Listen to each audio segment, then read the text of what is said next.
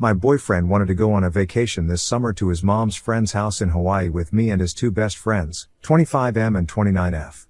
We had been planning on this all spring, and at some point, 25M dropped out of the trip, leaving just the three of us. For context, my boyfriend and I have been going out since November, and it's been serious. We had, and still have, been talking about moving in together, and he has said, and I agree, that this is a long-term situation and that we are in it for good. In early June, once 25M unexpectedly dropped out of the trip, 29F called my boyfriend and told him that now that it was just the three of us, she didn't feel comfortable with me going on the trip, since she didn't know me that well and she didn't want to be a third wheel. She said that if I were to go, she wouldn't go on the trip. Without telling me that this was happening, they changed the plans and made it a trip just the two of them, and they changed the location to a beach in Costa Rica. I was trying to figure out when to ask for time off this summer and hadn't heard news about the plans, so I asked my boyfriend which week in August I should be setting aside for the Hawaii trip. He let me know that, actually, he had talked to his friend and that she didn't want to go if I were going, so he was going to go alone with her to Costa Rica. He said that we could go another week later, maybe to Mexico City or something. I was upset, and tried to talk with him about how the situation made me feel, especially since this wasn't a case of a separate trip being set up ahead of time. This was a case of me being invited and then uninvited from a week-long tropical vacation with a girlfriend of his who I had never met before. We eventually decided to do a trip together to Copenhagen, which we have both wanted to visit, as some sort of compensation. I also asked to meet her, so that I could feel more comfortable with the trip. We spent the 4th of July going to see her and her boyfriend in the city where they live, and although it was nice to put a face to a name, it was ultimately a very cold trip and she was not at all welcoming to me. My boyfriend remarked on how unfriendly she was, to both of us, he thought, and said that he was surprised that she didn't act warmly to me. I went out of my way to try get to know her and her boyfriend. I'm very outgoing and friendly and usually this would be easy, but it didn't really click, even after several days. They were somewhat cold to each other as well. They bickered a little bit about their future and his own 3-week trip without her that was scheduled for the same time as their trip. This had been scheduled before ours had. This had been my effort to feel better about the trip, so I told my boyfriend that I still didn't feel comfortable with things, and that I was feeling insulted by the way that it was handled. I had tried to make things smooth between all of us, and I asked him to please come up with something that could help me feel better about the trip. On a visit to his family, they asked about the trip and they were all shocked that he would have arranged it this way, and let me know that they would have been furious if they were in my position, which triggered a fight in which I asked him to please help come up with a strategy to make me feel better and more secure about them going together without me. He said that he would never do this kind of thing again, which feels like not much to offer, since this is kind of a once-in-a-lifetime trip to begin with. He kind of offered to not go on the trip, but he had already paid for the tickets and made arrangements, and I didn't want to stop their trip and be resented by both him and his best friend. He asked me to give him ideas of how to make me feel better and wanted me to just tell him what to do installed until it was finally the day of the trip. He bought me a bag of peanut butter cups and I drove the two of them to the airport. I feel so disregarded and disrespected in this situation. I want to break up with him, but I don't want to burn up something that has otherwise been really good. Update: I was really upset the day I dropped him off and he was texting me but I wasn't responding. I wasn't sure what I wanted to do, but I didn't want to do anything at all in the state I was in. I waited until the next day, and then I sent him a thought-out text letting him know that I didn't feel safe or loved in the way the trip was handled and that I would be dropping his things off at his place and leaving his keys with a neighbor. He called but didn't leave any messages, and then he messaged me that he didn't understand. The rest of the week, he called and messaged me, but I couldn't bring myself to pick up or text back. On Thursday, I think that he realized that I was serious, and he asked me some questions about logistical things. I told him which neighbor his key was with, etc. When he got back and saw all his things at his place, he got pretty frantic and called and left me a long message. I was working all day, but also I still didn't want to respond. He asked me to explain because he didn't understand what was going on. The next day, I sent another text making it clear that it was over, and he got upset and sent me a bunch of texts in a row about how he didn't understand why I was throwing away everything that we built. He left me a voicemail that was really angry that said he had no idea why I was upset and that he did not accept the breakup because he had no say in it and that he wanted me to tell him the evil story that I had made up about him to his face. I wasn't going to respond to him and I wanted to remain calm, but this upset me. So I sat down to write him this letter. It's long, so skip over if you want. I tried to call him but I started crying and told him I'd just send him an email instead. This is what it said. The time that we have had apart has given me some good space and time to think. I have had a chance to think about the things that are important for me in a relationship and I see that we should not be together. I am sorry that I have been asking for you to change things about your life that you shouldn't have to change at my or anyone's behest. From the very start, this trip was made in an insanely disrespectful way in which it started out from you being given an ultimatum by your female best friend who I had never met that either she goes or I go on this trip, and you picked her. You didn't offer to have her meet me. Theoretically I was your long-term partner, so this would have made a lot of sense. You didn't encourage her to find someone else to come, and you didn't consult me at all. That's enough for most people to have a deal breaker, right there. However, I stayed. This is a person who you have a history with that is not entirely clear to me. Here is what I understand. Some bad rumors got started about the two of you in which you spent an entire night out with her on an acid trip while you were dating someone else. Nothing happened. The other thing I understand is that you were interested in her romantically at some, theoretically other, point and that she started dating her boyfriend and that closed the door on things for you. According to what I also understand, it took a long time for 29F's boyfriend to feel comfortable with you being around, but you apparently worked to ultimately make him feel comfortable with you after I'm not sure how long. This is the completely unknown person who shut me out of a trip that I was originally going to go on. Unilateral decision. You did not tell me this was happening until I asked when the trip to Hawaii would be. You purchased tickets in another very disrespectful situation in which I have cooked dinner and have guests present, and you choose to go into my room for well over an hour to select tickets with her, and in which I repeatedly ask you to please come to dinner because you say it will just be a few more minutes each time. There is absolutely no reason for doing it at that time and in that situation, seeing as how she is in the same time zone as us and has a 9-to-5 job. This makes me feel sick to my stomach. So, to make myself feel better about this whole arrangement, I tell you that I want to meet this person. On my request, we arrange a trip to go meet her and her boyfriend, a brief trip in which they are, and you explicitly agree, inexplicably cold. The first conversation that we have is one in which 29F and her boyfriend argue about how she didn't him while he was already in a relationship and got him to date her instead. You tell me about conversations that 29F has had with you recently in which it seems implied that there is some real instability in their long-term relationship, stuff about kids and dogs. I have a discussion in which I let you know that I see that and that it worries me. Meanwhile, I am still wanting all of this to work out for you and for me and for her. I, at this point, am planning on being with you for the long term and see no benefit in telling you to not go on a trip with your best friend. I want it to work out. But each and every interaction surrounding this trip chips away at my ability to handle it. The conversations that seem to go nowhere, etc. Your dad, your mom, and your grandparents are all very surprised when we tell them about this trip. It is becoming very obvious that this is a dangerous trip to make with the fragility of our relationship. 29M, we had only been together for 9 months. How long did it take before 29F's boyfriend was comfortable with you hanging around? Much less going on a one-on-one international tropical vacation in which he was uninvited because of your request? We go over it with, friend, at the rock climbing gym. We go over it in the car. We go over it while we're booking our Airbnb for Copenhagen. We go over it when I tell you that I still feel uncomfortable and I do not feel good about the trip. Talk about repeatedly saying something. Although I ask for you to help me, you actually ask me instead to come up with what would make me feel better. Surprisingly, I have no ideas either. Ultimately, it appears that the original plan to meet at my place and hang out and do a game night before you two go on the trip has been cancelled, and 29F will be staying at my place, but not hanging out with us at all beforehand. You attribute it to you not bringing it up with her early enough. This is apparently not something that was discussed even 2 nights before the trip. This upsets me. You do not know what to do. I don't blame you. At this point, it was well out of hand. I don't know what to do either. There is no good solution that I can think of besides waiting for the trip to be over.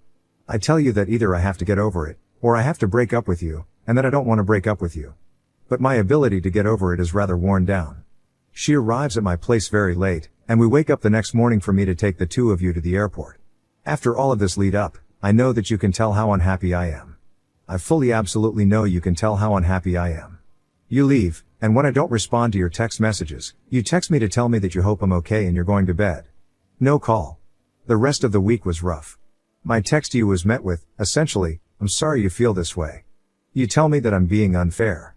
There is no acknowledgement, and there still has been none, that this trip to a fucking honeymoon destination, as we have discussed before, could be a crazy and horrible thing to go through with, even with my quasi-blessing. This is not something that people in relationships have to deal with. This is not something that people in relationships do, besides 29F, I guess. In the end, all of this is to say that I have felt serious emotional needs go seriously unmet in a way that is a deal breaker for me. There have been some wonderful, very positive times, but there has been an unnecessary amount of heartache and suffering for me over things that come down to what I can only assume are personal differences. I cannot handle your relationship with 29F. And I suppose I could ask you to pick between her and me, but that's not what I want to do. I want you to have your best friend, and I want to leave. I did love you, but I am not about to fight this fight and hear you tell me that I'm crazy for not seeing how totally platonic everything is for the rest of my life. It seems like trying to convince someone to like different food, or to have a different favorite color. I am not happy in this, and I do not want to feel these feelings any longer. There is no need for this to be mutual. I do not need your permission to break up with you. He wrote me back an apologetic email in which he accepted responsibility for most things without any argument, except he denied anything that had to do with his relationship with her making me feel uncomfortable, and he denied that I would not be able to handle their relationship. He said that the only thing that made their trip bad for me was my own perspective. I wrote him back that trust has to be built and that he put too much strain too early on a relationship in which we had not developed that trust. He agreed and apologized. For me, it ended on a pretty amicable note, but this style of relationship really doesn't work for me, and I don't feel like his responses to me really healed or changed anything significantly. I stand by my decision at this point. Next story, fiancée refused to tell her male best friend about our engagement. When I confronted her, she texted him I was engaged but not anymore right in front of me. My now ex-fiancé, 30F, and me, M27, got engaged 3 weeks ago. We've been dating for 5 years and I finally got the money to give her the wedding she wanted. Well, 3 days ago we were discussing our guest list, and I asked if she wanted to invite her best friend, let's call him James, M30. James lives in another state, but since they were friends for 10 years, I thought I could even pay for his travel expenses since it would be great to have her best friend at the wedding. She denied, saying that it would take a lot of work to bring him, and she wanted to be a family event. Countless times she mentioned that James was like family to her, so I insisted. She got annoyed and said I didn't even told him we were engaged. That took me by surprise. I tried to ask why, but she started stonewalling me, and I left her alone. After a couple of hours, I tried to ask her again why she hadn't told him we were engaged, and she still refused to tell me, and I admit, my insecurity got the better of me. In the past, James had confessed he had feelings for her, which she turned down and basically friend-zoned him. But by the way she told me, it always sounded like she had him as a backup, something not only me, but her exes realized. She married him online. They always made they WoW characters look like a couple, like wearing the same transmog and shit like that. When she had a fight with her exes, he was always there for her and etc. I told her that made me uncomfortable, and if she was not planning to tell him, she might as well consider herself single, cause I would not marry someone who couldn't be honest. Yes, I was pretty immature, but she did something even more immature. She texted him while showing me her phone something like, hey, just so you know, I was engaged, but not anymore, and sent it to him. I told her to pack her things and leave my house. Ever since she left, she has been calling me, but I refused to answer. My mom called me, because she apparently called my mom, and said that I was an asshole for ending things for such a ridiculous thing. So, Ida? Update 1. Hey guys, I just got home after talking to my, still, ex-fiancé, and since a lot of people asked for an update, here it is. But, I want to clarify a few things. As commented on my original post, I pay for the house since I bought it before dating her, and I asked her to move in, since it was close to her job. I work from home since I'm in tech, but she had to go to work, that's why I paid for her car, to help her commute, and honestly her salary is shit. I was her partner, so I didn't see any problem with that. I thought she was the one, despite everything. She is smart, funny, we had chemistry, but I felt betrayed. To the update. We met at a coffee shop on the premise we would discuss how to save our relationship, at least, that's what she thought. As soon as we sat down, I asked to see their messages. She got defensive immediately and told me she had deleted everything. I asked to see her phone anyway. She started to cry, ugly cry, asking me to stop. At that point I had already decided I was not going to be part of the relationship anymore, but damn, I was curious. It took a good 20 minutes for her to hand me her phone, a lot of crying, even a waitress asking her if she was okay. So I read the messages. There wasn't any cheating like nudes being exchanged, them professing their love for each other, but what I read still stung. There was a lot of shit talking about me. A lot. Texts and texts of them saying how terrible of a person I was, criticizing my hobbies, I like video games and pro wrestling, saying I wasn't a real man because of them and stuff like that. But there were 2 topics that caught my eye. One where she had told him I was having trouble getting hard and that was frustrating for her. And one where she was complaining about how she didn't want to be stuck in our relationship. Yes, I was having problems in bed. Because I was sad because my father had passed away, 6 months ago, and the stuck thing, I remember telling her that when we got married, if she wanted she could leave her job, and I would provide for both of us. I don't know if she took this the wrong way, but I guess it was related to that. I honestly don't know. By the time I gave her the phone back, she was already giving excuses on why she was saying those things to him, how he was like a therapist for her, and then she asked me, "Don't you complain about me to your friends?" And I simply replied, "No, I don't." She started crying again. I took a pretty deep breath and just said, "Just give me the ring back. I didn't have the ring with me, like some suggested." She hesitated a bit, but gave it to me anyway. I stood up and asked her to delete my number and to not bother me anymore. I called her mom and asked her to pick up her daughter's stuff at my place. Her mom is a good person. I'm just realizing I'm going to miss her as I write this. She understood why I decided to end it, but she didn't ask much, and to be honest, I'm glad she didn't. As for my mom, I didn't call her, I just blocked her for things unrelated to this post. I just realized she never had my back in anything. I was always trying to save an already failed momson relationship. Before I leave, I just want to clarify. I was never against her having male friends, or any type of friends. People are going to cheat, friends or no friends. I remember my dad saying something to me when I was a teenager. He always said opportunity makes the thief, but I do not agree with that.